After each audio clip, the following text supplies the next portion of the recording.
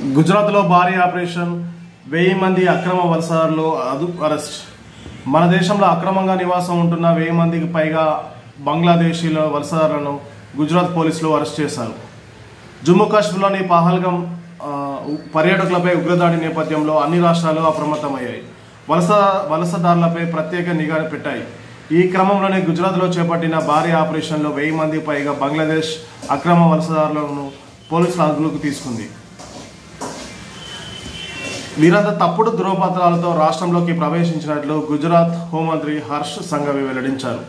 శనివారం తెల్లవారుజామున 3 గంటల నుంచి రాష్ట్రంలోని పలు నగరాల్లో పోలీసులు పెద్ద ఎత్తున తనిఖీలు చేపట్టారు.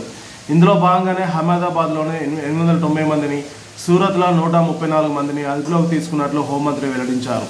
వీరంతా పశ్చిమ బెంగాల్ సరిహద్దులు దాటి భారత్లోకి ప్రవేశించినట్లు పేర్కొన్నారు. అక్కడ ఫోర్జరీ పత్రాలు పొంది దేశంలోని వివిధ ప్రాంతాలకు వెళ్ళినట్టు తెలిపారు.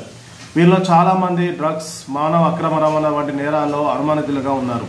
ఇటీవల 4 బంగ్లాదేశ్ను అరెస్ట్ చేయగా వారిలో 2 అల్ఖైదా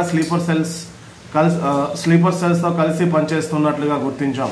ఈ క్రమంలోని తాజాగా భారీ ఆపరేషన్ను చేపట్టాం. వీరందరి పత్రాలను పరిశీలించిన తర్వాత త్వరలోనే దేశం నుంచి పంపించేస్తామని హర్ష్ సంఘవి వెల్లడించారు.